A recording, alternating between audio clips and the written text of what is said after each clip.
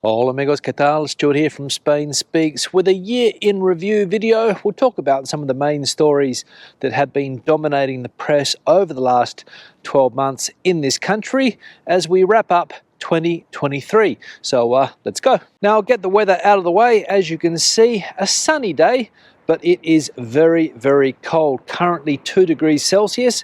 It's around 10:20 a.m. So a cold day, getting to a top of around 11 degrees Celsius today, I believe. And a good moment to take the dog here, Mia, out for a walk. And it is one of the characteristics of the winter months, in this part of Spain at least, that you do get sunny days, even though it can be quite cold. And as I said, around 2 degrees Celsius currently. So not the warmest of days. So what were some of the big stories that dominated the press in 2023 here in Spain? Well, the biggest stories were all about elections. As you guys know, Spain celebrated different types of elections in 2023. There were municipal elections, there were autonomous community elections in some of the country, and there were also general elections. And the general election was the most interesting of the lot, in my opinion. And the reason for that is that Prime Minister Pedro Sánchez went into those elections dead for all money, but came out on top because he used his political savviness. And what a savvy or astute politician Pedro Sánchez has turned out to be. Now, in order to talk about the savvy nature of Spain's current Prime Minister, Pedro Sánchez, you need to go back to those municipal elections, those autonomous community elections, to understand exactly what went on. Basically, his party, the PSOE party, was absolutely smashed in those municipal elections, and nobody gave them a chance in the general elections. Nobody except for Pedro Sánchez, that is. Everybody, well, almost everybody, after those election results, thought that Sánchez had no chance. Everybody thought that Spain was going to swing to the right.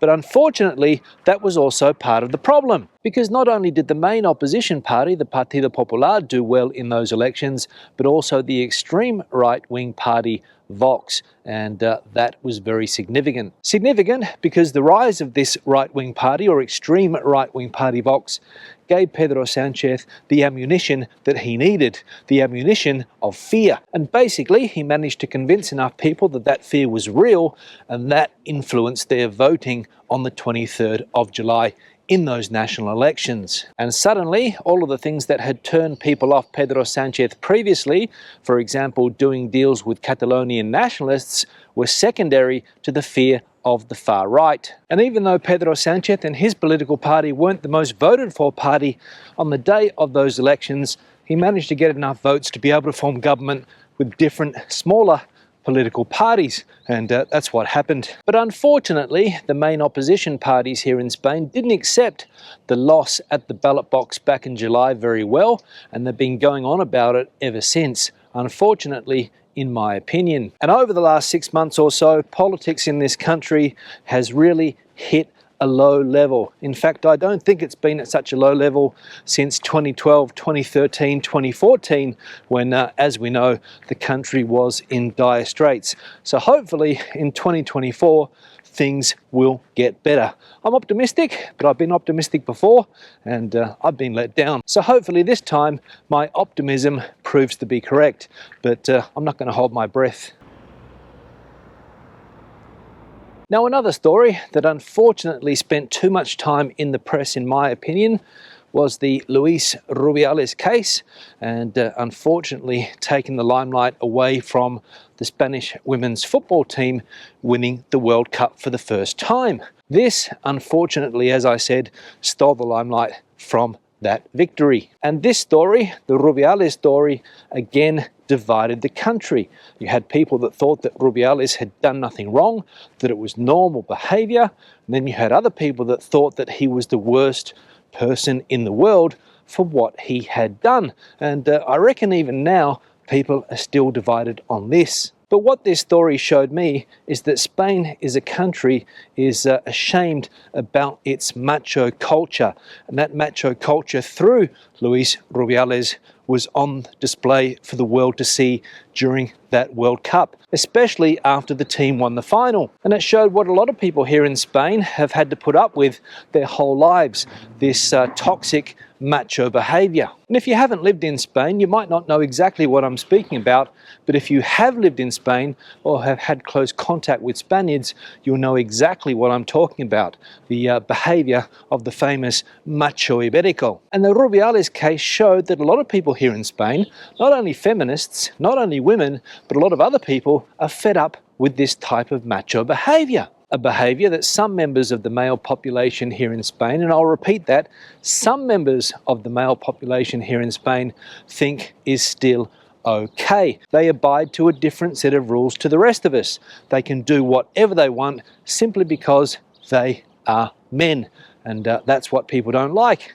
And when Mr. Rubiales grabbed his crotch in front of millions, if not billions of people, a lot of people were ashamed by this behaviour and sad to see it on display to the world. But fortunately, the Rubiales case died down and Mr. Rubiales got what he deserved to get.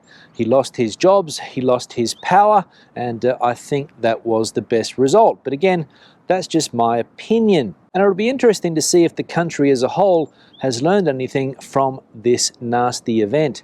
Time will tell. Now, another story that was a constant throughout 2023 was Spain's environmental problems. In fact, I don't think a week went by when this wasn't dominating the press here in Spain, whether it was the problems down there in Andalusia in the Doñana National Park or different parts of the country that have serious drought issues, for example, Malaga and parts of Catalonia, constantly dominating the press. And I get the impression that this is going to be an issue that continues to dominate the press in 2024, 2025, 2026. In fact, I don't think it's ever going to stop dominating news stories in this country, because climate change, as we know, is right up there on government agendas nowadays. Right? And this is a country, if you listen to the experts, where we're going to experience the effects of climate change firsthand. And it is going to be at the top of the list of priorities for governments to try to fix. And current Prime Minister Pedro Sánchez also says that he's on the case. And everyone here in Spain, in one way or another, is going to be affected by changes that government make in coming years when it comes to climate change. And like everything, some of these changes will be perceived as positive and some of the changes will be perceived as negative. But that's the same with everything, right?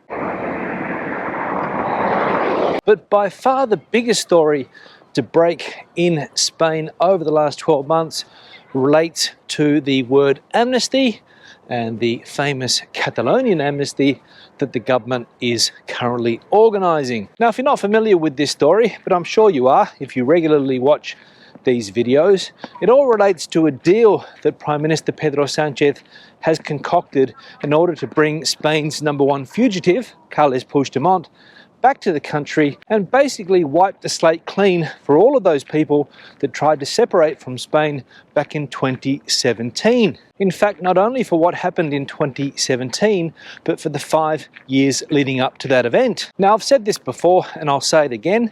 I don't think that in any democratic society people should end up in prison or have to flee the country for their political ideals.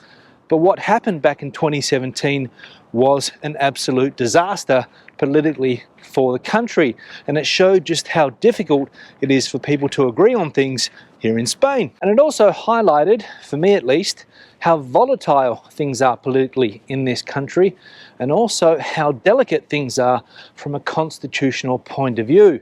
A lot of people thinking that the country could split, could separate at any given moment, and that is a real worry for many people. But what's clear in this country is that different people have different views of what this country is and what this country should be, and that still creates problems. Some people think that Spain is one country, always has been and always will be, but other people don't see it that way. Some people like to believe that Spain is a nation of nations, and that's what's creating problems at the moment. Now, 2017 was not the first time that Spain has had problems with people that wanted to separate from the country. Remember, there were terrorist groups here for many, many years, decades in fact, that were trying wanted to separate, create their own country. Up there in the north of the country, a country called the Basque Country, but they weren't successful with their terrorist ways. Internal terrorism, like Spain suffered back in the 60s, 70s, 80s and 90s, fortunately is no longer an issue because these terrorists have turned themselves into politicians. And some people, mainly the opposition parties, think that that's a bad thing and again, creating divisions. But a democratic country, which Spain considers itself to be, has to work democratically and allow people, no matter how diverse their opinions, have their say. And if people vote for these political parties, these independence parties, in regional elections, in general elections, then you have to listen to them. But the amnesty story is going to be a story that continues well into 2024 and beyond. People are going to complain about it, the press is going to be divided, society is going to be divided, but we'll see how Mr. Sanchez plays his cards. Unfortunately, over the last 20 years, the whole Catalonian situation has been a situation of politicians kicking the can down the road for the next politician to take up the issue, and now maybe we were at a crossroads, or maybe Mr. Pedro Sanchez is just kicking the can further down the road, and Spaniards will live with these decisions for coming years, coming decades, if not coming centuries. So again, time will tell. Now on that note, I'm going to wrap the video up. Let me know what you think 2024 is going to look like here in Spain from a news point of view. Let me know what you think will happen regarding some of the points that I spoke about today. Politics, amnesties and things like that. The comment section is the place for you. Leave your opinion, agree or disagree if you like. No dramas. I want to hear your opinion in that comment section. So please leave your point of view. Give the video a thumbs up if you liked it, thumbs down if you didn't. I'll see you in the next one. Hasta luego from this part of Spain, and almost goodbye to 2023. Bye.